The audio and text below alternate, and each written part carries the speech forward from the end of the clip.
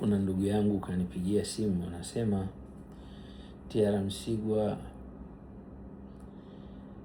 nimepata kazi nje ya taifa letu, lakini nataka kujua ukiwa positive unaruhusiwa kwenda kwenye taifa hilo. Nikamwambia ninavyofahamu mimi, kwenye taifa hilo ulilolitaja jina, pale pale wanakurudisha kwenu.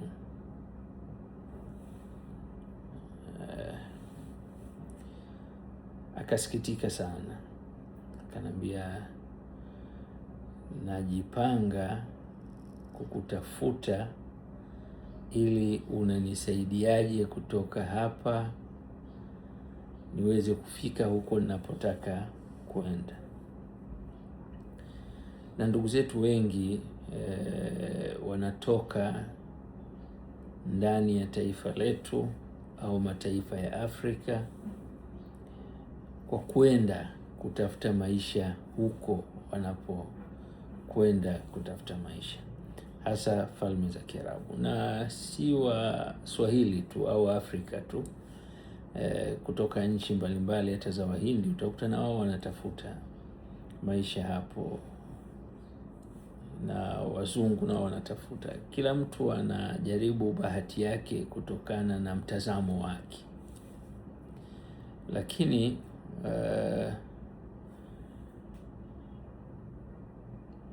ninavyofikiri mimi si kwa kiasi hicho.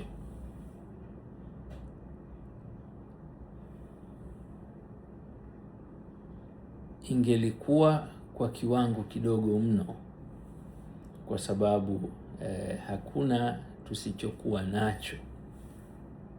Tatizo tuliambiwa tu namna ya kukifanya kiwe bora zaidi. Kwa hiyo tutaendelea kukimbia mataifa yetu ya Afrika kwenda kutafuta unafuu wa maisha na kazi nje ya bara la Afrika, na hatujiulizi kwa nini wenzetu wamefikia pale. Hatujiulizi. Sisi tunatengeneza mazingira kupiga na kuendelea na mambo mengine na maneno mengi sana, na kuwadhulumu watu kwa sababu hawana cha kufanya, ili wao na watoto zao waishi vizuri zaidi. Kwa hiyo ni vizuri sana tukafikiri kwa kiwango kizuri ili tupate unafuu wa maisha. Tukipata unafuu wa maisha, hatuna sababu ya kwenda kuhangaika katika mataifa ya wenzetu, kwa sababu kwetu kuna unafuu wa maisha. Lakini kwa sababu hakuna unafuu wa maisha, inatulazimu tukimbie tukatafute unafuu wa maisha. Kuna mambo mengi sana yanaonekana, lakini hakuna jawabu. Na wewe unaotaka kutoa mawazo yako au kushauri au kukerwa, unakuwa shambulio wakati wote litakushambulia, kwa sababu ya ubinafsi, choyo, mtazamo hafifu, na ukatazama mitazamo ya nchi nyingi sana. Watu waangalie shahada ya mtu, watu wanaangalia uwezo wa mtu. Unaweza kuwa na shahada nzuri, kwenye uwezo wako ukiwa hafifu wanaachana na wewe.